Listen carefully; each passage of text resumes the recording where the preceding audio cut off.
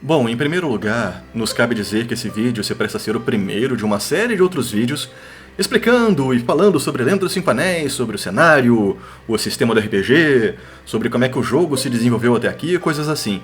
Então a gente continua com essa linha de trabalho se esse vídeo aqui der certo e se a comunidade responder positivamente. E é claro, se vocês gostarem desse trabalho e pedirem aqui por mais.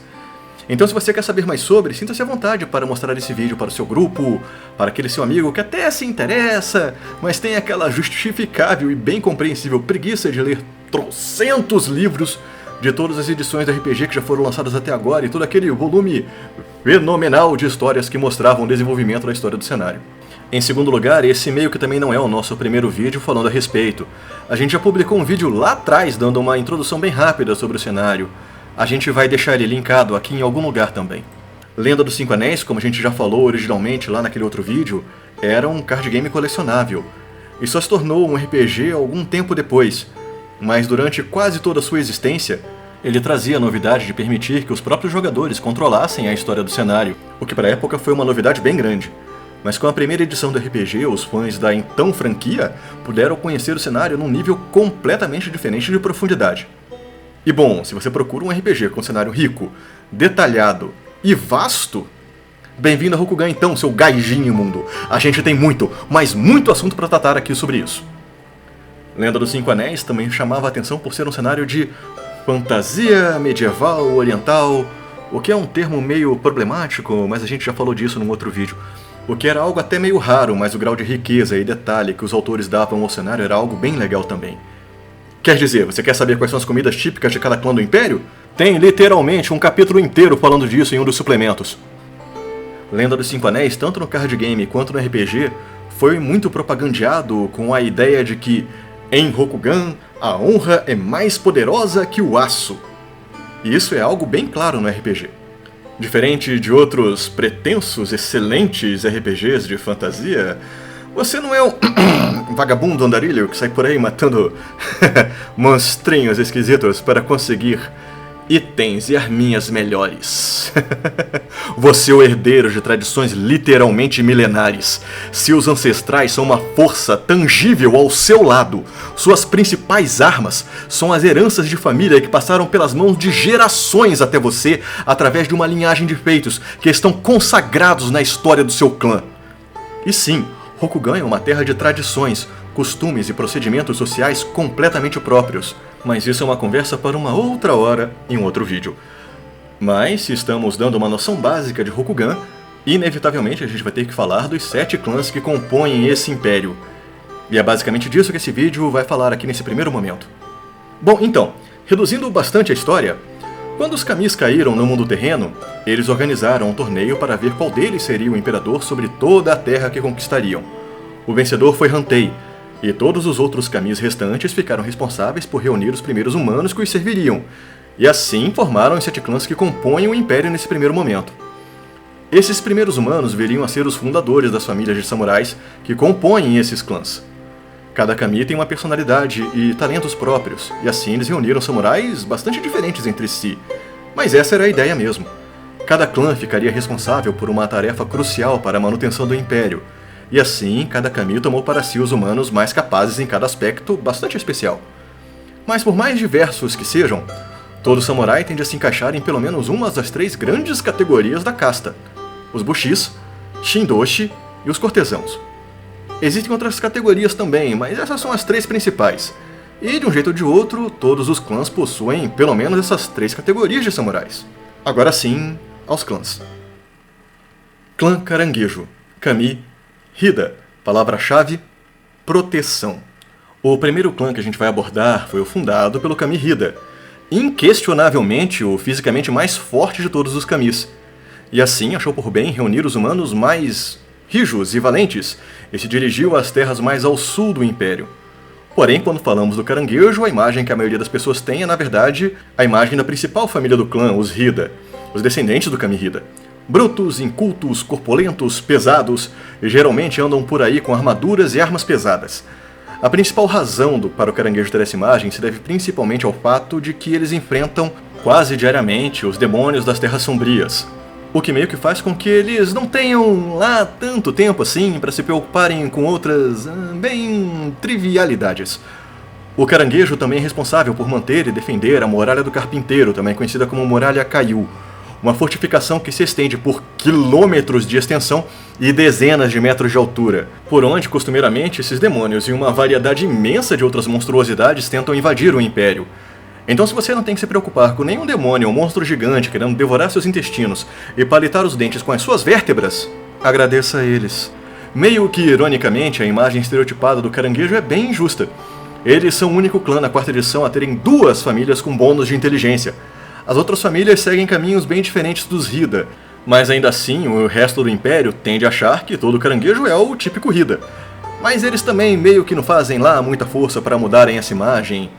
Resumidamente porque eles estão, sabe, meio ocupados, salvando o mundo todo dia. Clã Garça, Kami Doji, palavra-chave, cultura. Quase completamente diametrais a seus primos mais ao sul, o clã Garça é o responsável pelos costumes, tradições, arte e tudo aquilo que o Império considera civilizado e elegante. Isso quer dizer que o poder político e social do clã é imenso. Eles podem navegar tranquilamente por toda a burocracia política, forjar alianças e acordos poderosos, se amigar aos contatos certos, e caso tudo isso falhar, o costume é que questões políticas mais complicadas sejam resolvidas através dos tradicionais duelos de Aijutsu, a arte de se golpear com a katana, sacando-a da espada num movimento só. E adivinhem só quem só não fundou a arte, como também possui a escola que é considerada por muitos os melhores duelistas do Império.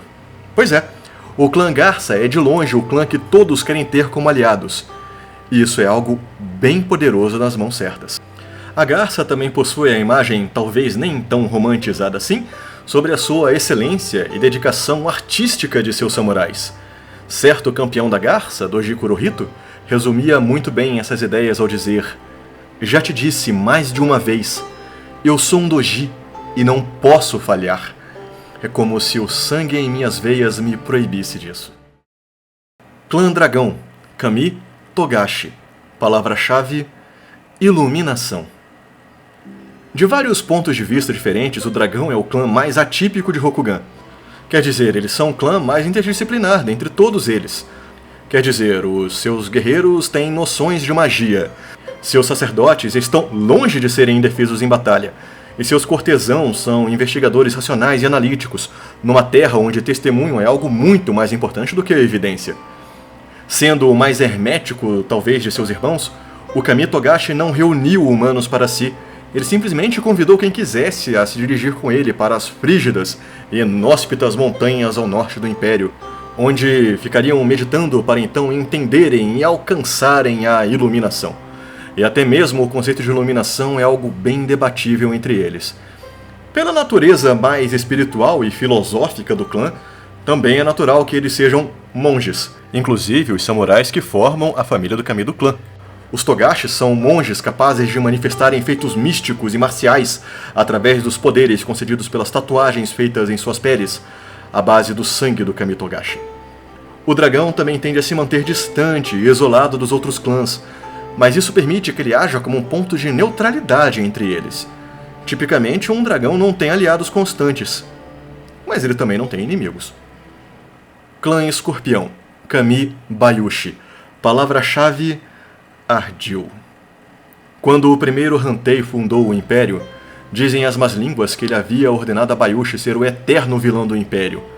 E essa é uma alcunha que seus samurais vestem até hoje, e com orgulho. Para muitos, o dever do clã Escorpião é proteger as escrituras negras, 7 pergaminhos que prendem a alma do Kami traidor Fuleng.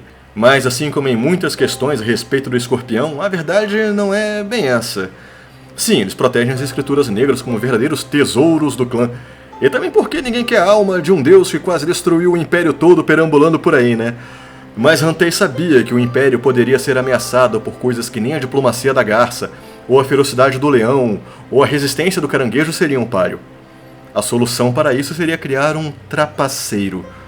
Samurais do clã Escorpião devem sempre se apresentar em público usando uma máscara, como sinal de que não se deve confiar neles completamente. Eles são traidores, difamadores, assassinos, ladrões e toda uma vasta série de ocupações desonrosas. Quando não o são, eles possuem contatos de pessoas que sejam. Um dos deveres do escorpião é vigiar o lado de fato sombrio do Império, onde samurais com maiores níveis de honra não navegariam com a mesma facilidade. O real dever do escorpião é impedir que qualquer coisa, inclusive ele mesmo, seja forte o suficiente para ameaçar o Império. E sim, eles cometerão qualquer ação, não importa o quão desonrosa ou desleal ela seja, em nome desse bem maior. Assim, eles provocam inimizades entre outros clãs, ou atraem a ira de outros para ele próprio. Mas acima de tudo isso, eles são leais ao extremo. Há uma história sobre uma certa corte de inverno, em que os daimios de cada clã debatiam sobre qual a maior virtude que um samurai pode ter. Um caranguejo havia sugerido força, pois o homem fraco não é nem sequer um homem. Todos concordaram. Coragem, retrucou o leão, pois mesmo sendo forte, sem coragem, a força só serve para que ele fuja. Esperteza, replicou o unicórnio, pois mesmo sendo forte e corajoso, se ele não souber como usar essas virtudes, todas elas se tornam inúteis. E novamente, todos concordaram. Por fim, o escorpião sugeriu lealdade, pois se um homem não é leal, todas as suas virtudes servem a um inimigo. O caranguejo riu da resposta. O que é que um escorpião sabe de lealdade?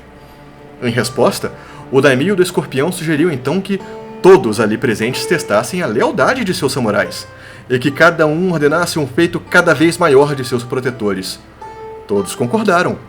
O daimyo do escorpião então chama o seu Yojimbo para a sala e dá a seguinte ordem a ele: me mate. Sem nem pestanejar, o Yojimbo saca sua espada, divide o seu senhor em dois e se mata logo em seguida, sem nem pensar. Pois é com esse tipo de pessoa que a gente está lidando, é esse tipo de gente que a gente está falando sobre. Há um provérbio em Rokugan que diz que se você tem uma pergunta, um fênix tem a resposta. Se você tem uma necessidade, um Yasuke tem um preço. Mas se você tem um segredo, o escorpião já sabe dele. Clã Fênix, Kami Shiba, palavra-chave, conhecimento. Meio que quebrando a regra geral a respeito dos clãs, quando a gente fala da Fênix, a gente tende a pensar não muito da família do fundador do clã, e sim nos Isawa, a principal família dos Shindoshi do clã. Isawa era um homem mortal que conviveu com Shiba. Ele se recusou a servi-lo de início, e só aceita esse acordo quando Kami se ajoelhou diante dele e jurou defender não só a ele, como também que seus descendentes protegeriam os descendentes de Isawa. A tribo de Isawa literalmente criou a tradição de Shindoshi, que os outros clãs rapidamente adotaram. Também foram eles que transcreveram o texto sagrado mais famoso de Rokugan, o tal de Shinsei. E mesmo séculos depois de terem fundado e ensinado para o resto do Império o que eles consideram como magia, eles continuam sendo a família de conhecimento mais diversificado e vasto no assunto. A vasta maioria das escolas de Shindoshi do Império escolhe um elemento que estuda com maior afinidade, tendo então uma deficiência no elemento oposto. Os Isawa podem simplesmente escolher qualquer elemento, incluindo o vazio, uma especialidade do clã, sem terem nenhuma deficiência. Eles são apelões assim mesmo. Outra diferença em relação aos outros clãs é que a Fênix não é governada por um daimyo ou um campeão, e sim por um conselho de 5 mestres elementais, cada um oriundo de uma diferente tradição elemental da Fênix. A família Shiba, descendente do Kami do clã, possui sim um daimyo e campeão, e ele é sim considerado um campeão de clã, tem todo o prestígio do cargo, mas é o conselho quem toma as decisões importantes para a Fênix. O campeão é subordinado ao conselho, e é considerado responsável por executar as decisões que o conselho toma. De certa forma, ainda meio que ecoando o juramento que Shiba fez aos filhos de Sawa. Ironicamente, embora talvez seja o clã que talvez tenha um potencial mais destrutivo, a Fênix é o clã mais pacifista do Império, sempre advogando soluções pacíficas para qualquer conflito, mesmo na corte, até mesmo aqueles em que não diz necessariamente respeito a eles. E mesmo em guerra, eles tentam entrar em ação de maneira a poupar o máximo de vidas possível. Clã Leão, Kami Akodo, palavra-chave, honra. Quando os Kamis realizaram o seu torneio, Akodo havia chegado à final e quase venceu seu irmão Hantei se ele não tivesse hesitado no último instante. Akodo viu que por pouco ele não matou seu irmão. E assim, como sinal de arrependimento, ele jurou que o defenderia como servo mais fiel dentre todos os seus outros irmãos. Os descendentes e seguidores do kami Akodo fazem jus a esse juramento durante toda a história do clã. De longe, o clã com o maior número de samurais e maior exército, o leão é costumeiramente liderado pelos considerados melhores estrategistas do Império, a família do kami Akodo. E eles também são assustadores em batalha em qualquer aspecto. Sua principal linha de frente vem da família Matsu, donos de uma fúria avassaladora. A família Kitsu são descendentes de uma linhagem de criaturas místicas de humanoides que se pareciam com leões, e servem como os Shindoshis do clã, auxiliando não só com magias de cura e suporte, mas também como ponte entre o clã e seus preciosos ancestrais. Os Ikomas são cortesãos, mas também bastante respeitados como historiadores e levantadores de moral. Outra contribuição importante do clã é o próprio Código de Akodo, que molda até hoje o que os samurais de Rokugan, mesmo de clãs que não são o leão, consideram honrado ou não. E se você, por um acaso, parou para pensar que talvez toda essa dedicação à guerra torne o clã fraco na corte, esse é um engano comum. Samurais do leão que sejam desonrados podem escolher cometer o seppuku ou se juntarem aos seguidores da morte. Uma linha de frente que, como o nome sugere, busca a morte honrada em batalha, e assim lutam de maneira ainda mais feroz que o já normalmente temível leão. Uma de suas histórias mais emblemáticas talvez seja a da Samurai-ko chamada Ikoma Arimi. Ela teve um romance secreto que veio a ser exposto na corte, e na tentativa de limpar o nome de seu senhor, ela pediu a ele pelo direito de cometer seppuku, o suicídio ritual dos samurais que a gente mencionou aqui ainda há pouco. O seu senhor, Ikoma Masahiro, considerou o pedido uma trivialidade, e assim pediu, como a zombaria, que seu seppuku fosse cometido com uma boken, uma espada de madeira que é geralmente usada em treinos por ela não possuir corte. Para espanto de todos os presentes, Arimi cometeu todos os 3 cortes em seu ventre, de um lado ao outro, com uma espada cega. O senhor de Arimi se aposentou no monastério em sinal de arrependimento, e a cidade onde o amado de Arimi viveu recebeu o nome de Toshi no Meio-Gisei, em homenagem a Arimi, a cidade do sacrifício da honra. Clã Unicórnio, Kami Shinju, palavra-chave, cavalaria. O que conhecemos hoje como o Clã Unicórnio tinha outro nome lá no amanhecer do Império. Lá nesses longínquos tempos, a Kami Shinju havia fundado o Clã Kirin. Mas após o Dia do Trovão, em que o Kami, comandante das Terras Sombrias Fuleng, é aprisionado nas 7 Escrituras Negras, Hantei teme que outros perigos possam vir de longe. Assim, ele pede que sua irmã e seu clã vaguem pelas terras desérticas em volta do Império e vejam o que existe em volta deles. Shinju e seu clã cumprem fielmente a ordem do Imperador e de fato retornam, uns 800 anos depois, completamente alterados por suas viagens. Os descendentes do clã Kirin agora se intitulavam o Clã Unicórnio e adotaram uma mistura dos costumes Rokuganes com os dos povos com quem entraram em contato na sua jornada. Eles comem carne vermelha. Eles bebem leite de vaca. Cobrem-se com peles de animais. E, principalmente, adotaram os corcéis estrangeiros em suas vidas cotidianas. Sim, Rokugan também possui cavalos, mas são considerados pôneis em relação às montarias do unicórnio. E essa cavalaria também é o principal diferencial militar do clã. Até entrarem em contato com o Império, os outros clãs simplesmente não sabiam como responder aos poderosos corcéis estrangeiros. Mas essa também está longe de ser a única vantagem do unicórnio. Seus Shindoshis também codificam seus feitiços em tomos, diferentes do resto de Rokugan, que usa rolos de papel. Esses mesmos Shindoshis também formam um destacamento especial dos exércitos do unicórnio, capaz de amplificar ainda mais a velocidade de suas montarias, tornando-os uma força imprevisível e temível. Suas damas de batalha também são uma assustadora linha de frente, e também não vamos esquecer da rivalidade entre o leão e o unicórnio. Os dois clãs contrastam bastante em termos de tradições, táticas prediletas e, é claro, prestígio no resto do Império. Assim que chegaram em Rokugan, o unicórnio pareceu ter entendido que para ser respeitado e aceito entre os demais clãs, ele teria que provar sua força. E ninguém no Império é mais forte que o leão. e em vários momentos da história podemos ver esses dois clãs trocando farpas. Para os outros clãs, o unicórnio acaba soando quase sempre como um estrangeiro. Seus costumes podem soar até mesmo aberrantes, ou talvez até exóticos para visões mais tradicionalistas. Mas a sua cavalaria é uma força inquestionavelmente assustadora no campo de batalha. Ufa! Demorou, hein? Mas a gente deu conta dos 7 clãs maiores principais de Rokugan, mas ainda tem muita coisa a ser falada sobre o cenário. Mas a gente ainda planeja falar sobre as principais escolas e famílias de cada um dos clãs, provavelmente separando um clã por vídeo. Então, se você também está afim de ver esses trabalhos, deixe aí seu comentário apoiando a iniciativa, ou inclusive nos apoie lá pela nossa página de apoio. E não se esqueça também de recomendar esse vídeo a quem quer que ele possa soar interessante. Isso é gratuito e já nos ajuda bastante. Desde já, o nosso muito obrigado. E não se esqueça do seu arroz e de suas ótimas rolagens.